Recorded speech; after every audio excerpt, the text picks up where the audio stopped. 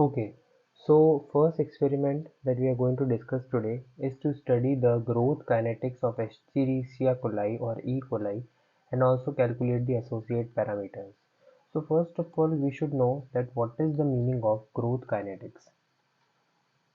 So basically, when I talk about growth kinetics, it simply means that the bacteria has to grow, and grow means it has to reproduce and it has to increase its number, and when it has to increase its number it means that it has to form the colonies.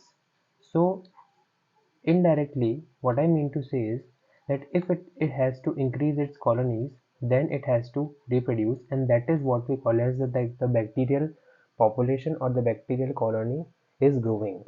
So here the organism which we are taking is Escherichia coli.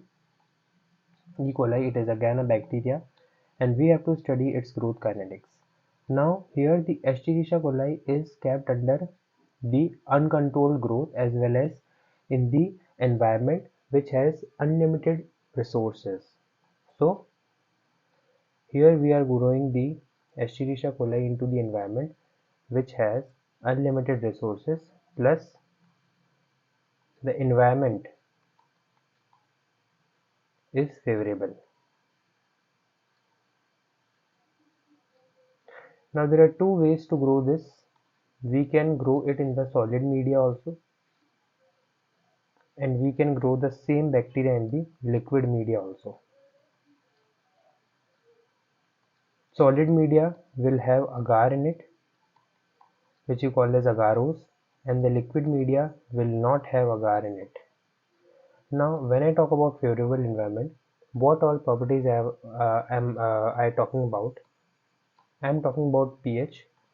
Their pH should be approximately 7.2 plus minus 0.2. It means that this should be slightly basic. The pH should be slightly basic so that the colonies can be easily growing.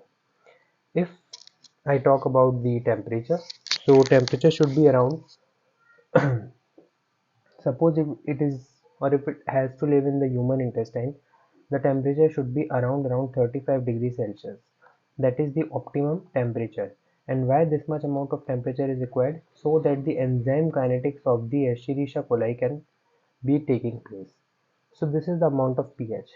Then we require agar if it is a solid media. Agar is just providing a substratum or the surface on which the Escherichia coli colonies can grow. It is not playing any nutritional role. Then we also have peptone here, or we also have beef extract. The peptone or the beef extract is doing only one important thing, that it is providing the essential amino acids. Now these amino acids will be utilized by E. coli to produce its specific products, and the products will be proteins. So when I talk about the environment that should be favorable, I am talking about these parameters. Additionally, there is also NaCl which we add. The NaCl is around 0.5%, and this means it is isotonic to the bacterial cells, so that the bacterial cells neither do they shrink nor do they swell. So these are the favorable environmental conditions which are required by the Escherichia coli to grow optimally under these conditions and the unlimited resources. Now when all the conditions are provided and when all the nutrients are unlimited, the Escherichia coli will show a peculiar growth which can be easily plotted on the graph. So let us see what kind of graph can we get from this. So if I talk about suppose here I am talking about the density, the cell density, and if I am talking over here is about the time. So initially it would be little bit slower, then it would increase exponentially, then it would again get stable, and then it will decline. So if I have to name all of this, so the first one is the lag phase, which we also call as the stationary phase. The second phase is the log phase, which we also call as the exponential phase. Then it is again a rest phase where further the colonies of E. coli cannot be growing. Why it cannot grow? Because it has reached its carrying capacity. When the density at time t or the total numbers at time t is equal to the carrying capacity, that time no further growth is observed and the colonies more or less become constant.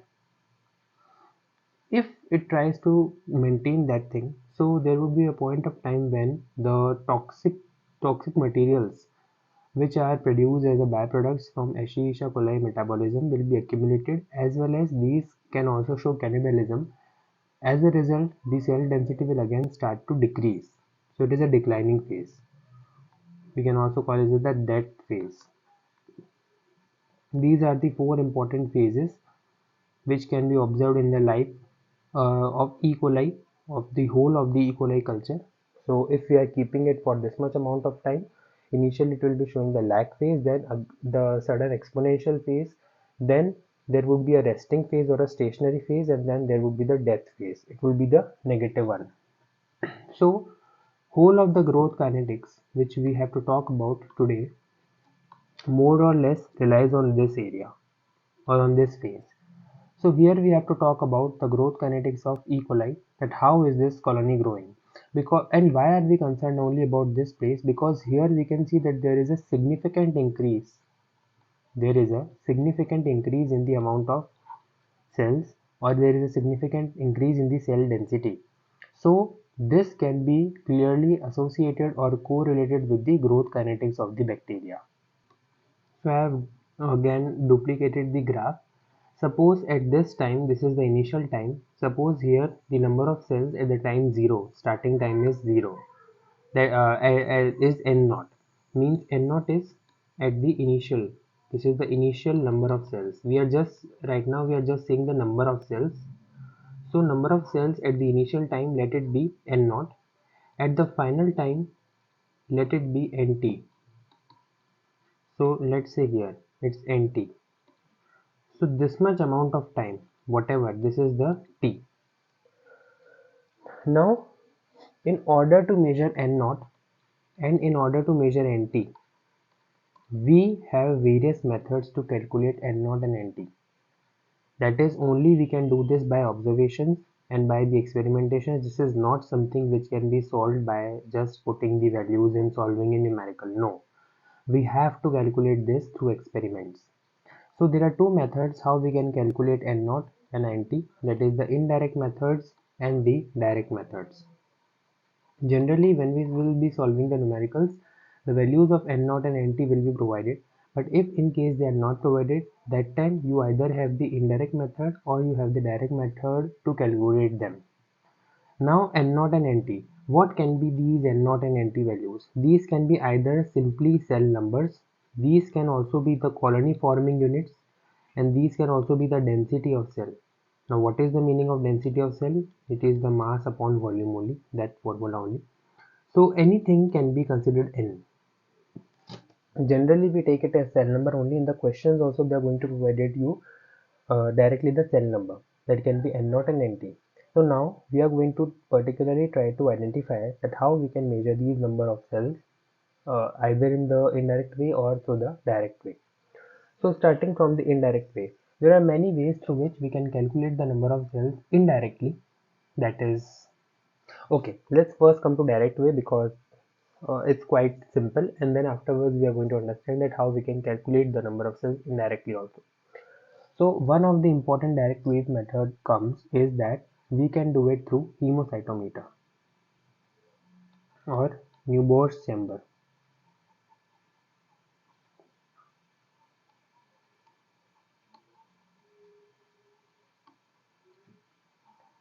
This is the one way through which we can calculate. So suppose if I have this Newborn chamber here, suppose this is my Newborn chamber,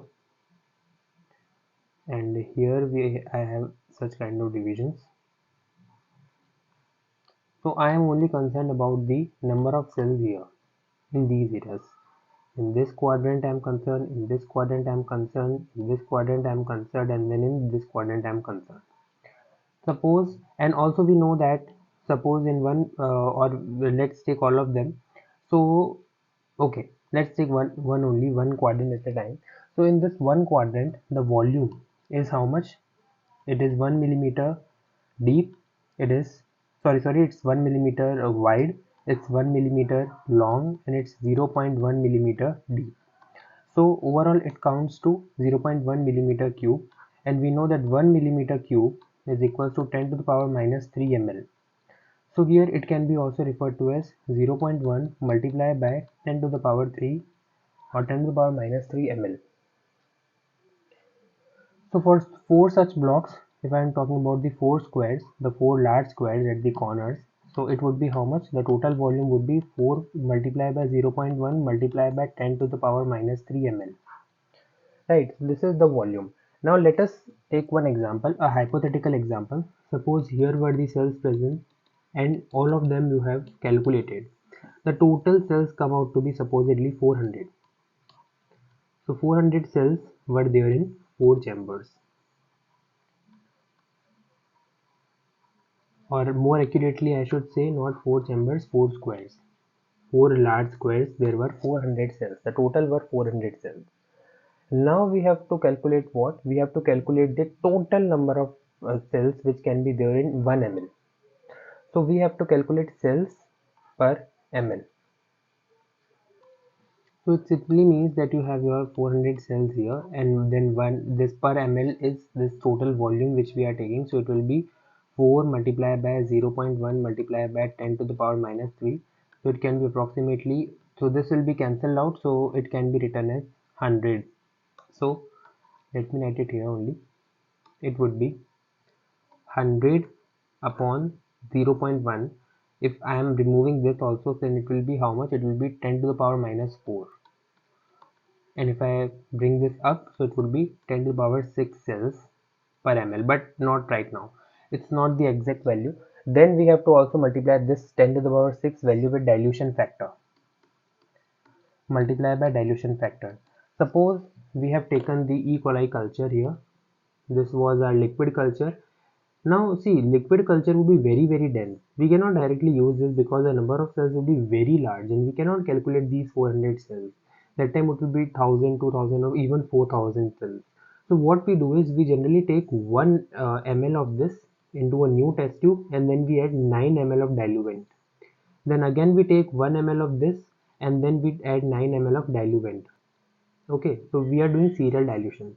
So here it was suppose it was only one dilution, so it is 10 to the power 1 here and it is 10 to the power 2 here. So the dilution factor is 10 to the power 2 or 100. So we are multiplying this here, so it is 10 to the power 2 multiplied by this 10 to the power 6, so it comes out to be 10 to the power 8. So this is the actual cells per ml.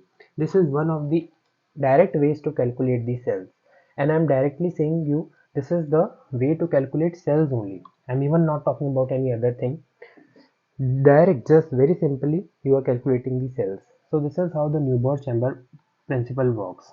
The second can be the CFU, which we also call as the colony forming units. So it is nothing but it is the colonies which we have to now calculate. Now how to calculate the colony? Okay, so if I am talking about the colony forming units, so in the colony forming units, one important thing is that the dilution should be even more. So it is even more, 3 to 4 to 5 times. So suppose I have done it 10 to the power 5, that is 10 to the power 5 dilution I have done it. So now what it would be like, we have to basically calculate CFU per ml. How do we do that? From this 10 to the power 5 diluent or the dilution sample, we take, suppose I am here taking 0.1 ml of this, and I am then putting it into another fresh let's say media.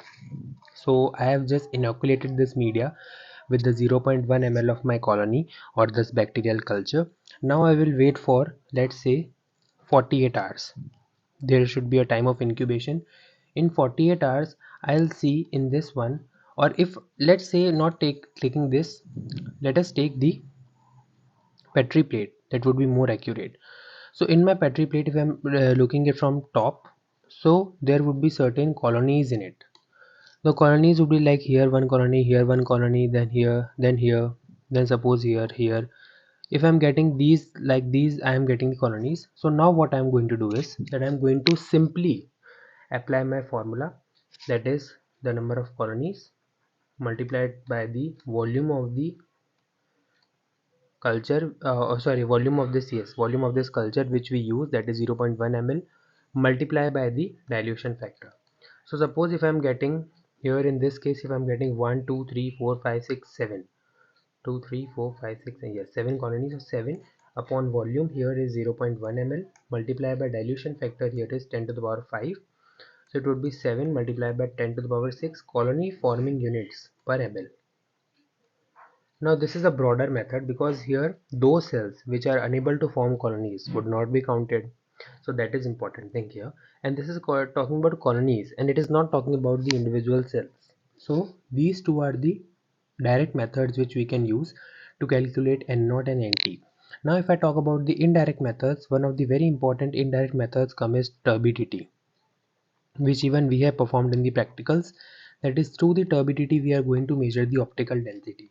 It's as simple. What we are doing is, suppose if I write here for the turbidity thing, let's add it here. So I was talking about the indirect methods. So yes, if I talk about turbidity, so here turbidity means the increasing opaqueness in the culture or in the media. So if the turbidity is high, it simply means that my bacterial colonies are more. So I can say turbidity is directly proportional to the bacteria, or it is directly proportional to the cell density. So if my turbidity is more in a media, so my cell density is more. So higher the turbidity, higher will be the cell density, and in turn higher will be the optical density. So then again we are going to make here, like I have explained in the previous video also, we are going to make these standards.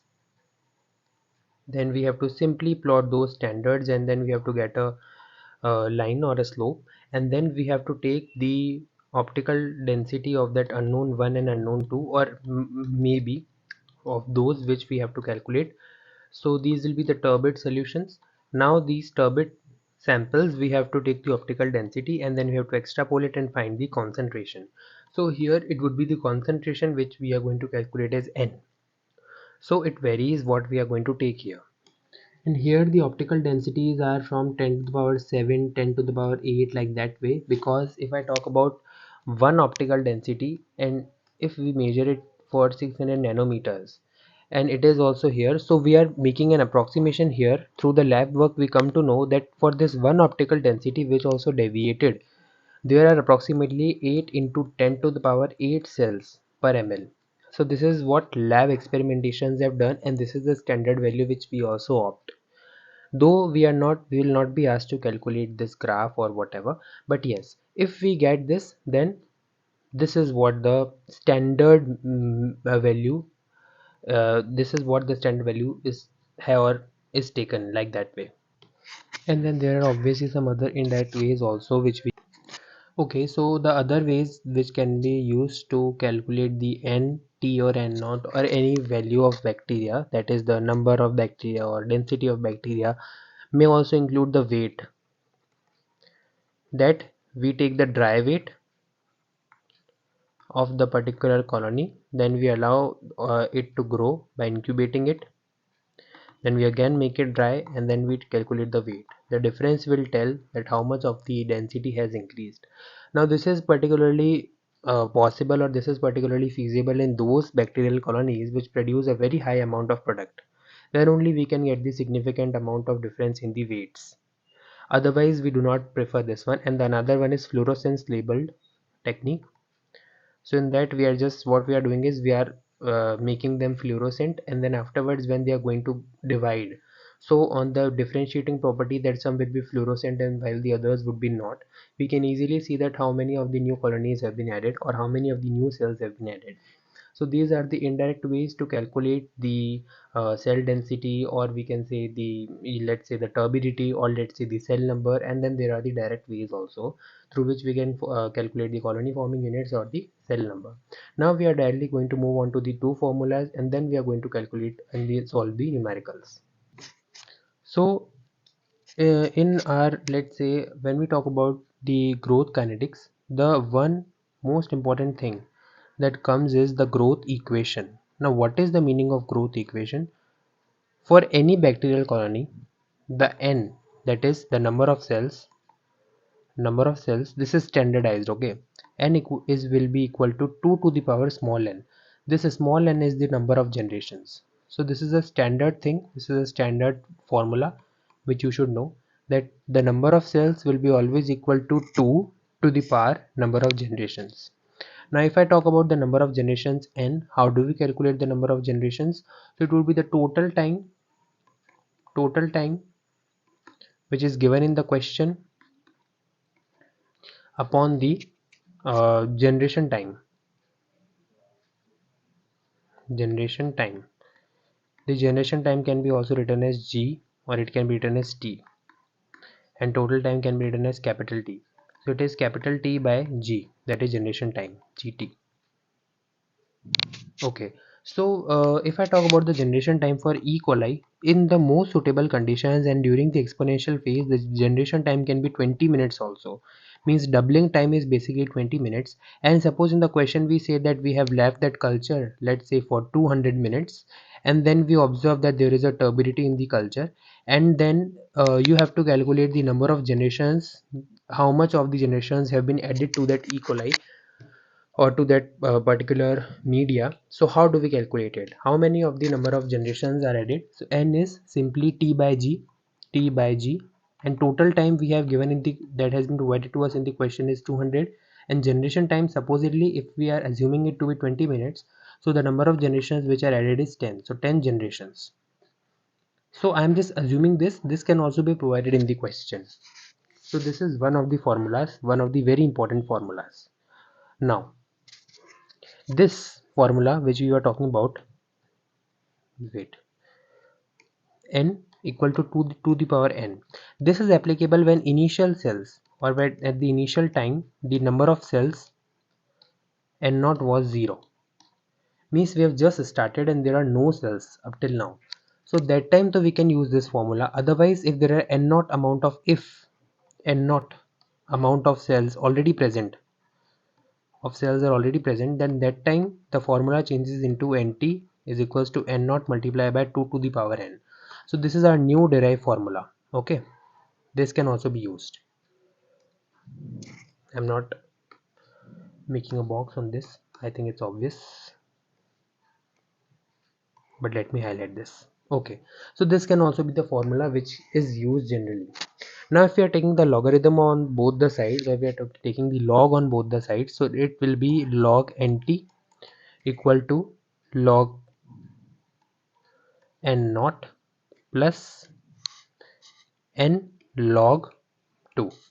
If I send this there, it will be log nt minus log n naught equal to n log 2.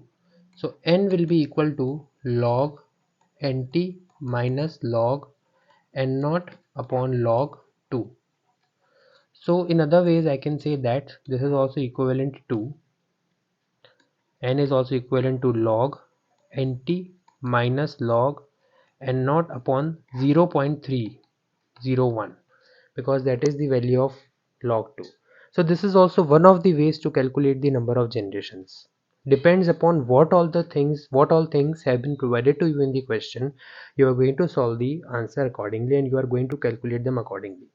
Okay, now if the generation time is asked, that is, let's say if g is asked and you are provided with a different kind of data, that is, you are provided with nt and you are provided with n naught, that time this generation time can be calculated as t multiplied by log 2.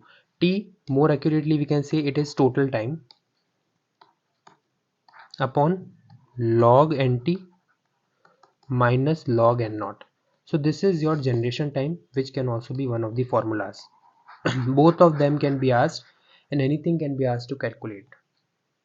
So these are the two important formulas which we use here, and these are the two basic formulas. So out of these four formulas, see, one I have given here also. This one also was also one of them. One I have given here. So depends. 1, 2, 3, and this can also be the formula. 4 and 5. So 5 formulas are important for the growth kinetics. Let's solve this question here. So a culture is inoculated at noon, that is we are inoculating it at 12 p.m. with initial number of cells, that is 10 to the power 3. So here we have been given n naught. The n naught is nothing but 10 to the power 3 cells per ml. Then we have inoculated it at 12 noon, and then we have taken it out at 10 p.m. So from 12 p.m. to 10 p.m. how much of the time do we or have we provided to this? So we have provided it 10 hours only approximately, or we can say that we have provided it 600 minutes. But let's see whether this is even used here or not. And at 10 p.m. the number of cells were found to be 10 to the power 9. So this NT has turned out to be this much. Now what do we need to calculate? We have to find the number of generations. As simple as that. We have to just find the number of generations, that how much amount of generations were there. So we already know it is log NT minus log N naught upon 0.301. So it is nothing but log NT. So it is log 10 to the power 9 minus log 10 to the power 3 upon 0.301. So here the 9 comes in front and log 10 is 1. So 9 minus 3 upon 0.301. So how much it comes out to be? It comes out to be approximately 20 generations. So in this much amount of time, there were in short 20 generations of bacteria which have been proceeded. Let's move to the next question. Next question says that when you start with the population density of 200 CFU per ml, so here N naught given is 200 CFU per ml of the bacterium that divides every 20 minutes. So if I say what is the generation time here given, that is G is 20 minutes. What will be the population density at the end of 2 hours? So we have to find out NT, at what can be NT, and it is the total time duration here given is 2 hours. So 2 hours can also be accounted to 120 minutes. So with this we have to just find out that what can be the possible value of NT. So we already know that, okay, G is not, we should not write it, what do we say, okay, it's correct. Okay, so total time is here 120 minutes. So if we, and the generation time is this much, so if we have to calculate the number of generations, it is T upon G. So it is 120 upon 20, so it is approximately 6 generations. Now initial has been given here and we have to calculate final. So if we remember this formula, through this also we can easily calculate this. NT will be equal to 200 multiplied by 2 to the power 6, and this will be equal to 128 or 12,800 colony forming units per ml. We can even use the log formula, but comparatively this is more easier. Next question here is that what is the generation time of bacterial population? So we have to talk about that what is the G here, that increases from N naught is 10 power 4, NT is 10 power 7 in the time period of 4 hours, and 4 hours means 4 into 60 to 40 minutes. So we are provided with this much amount of data, and then we have to now calculate that what is the generation time. So if we remember the formula of the generation time, what it was G equal to T multiplied by log 2 upon log NT minus log N0 or N naught. See, when these kind of values are given, the log is very easy to find. So let's take it to 40 minutes. You can use either way. If you are calculating it in hours, the final generation time will come in hours. If you are using it in minutes, the final answer will also be coming in minutes only. So T is 4, For the simplicity, let's use it to be 4. It is 0.301 upon log nt, that is 10 to the power 7, minus log n naught, that is 10 to the power 4. So it is nothing but it is 4 multiplied by 0.301 upon 7 minus 4, so it is 3. So it comes out to be approximately 0.4 hours. So in this way we can solve the numericals on the growth kinetics of E. coli.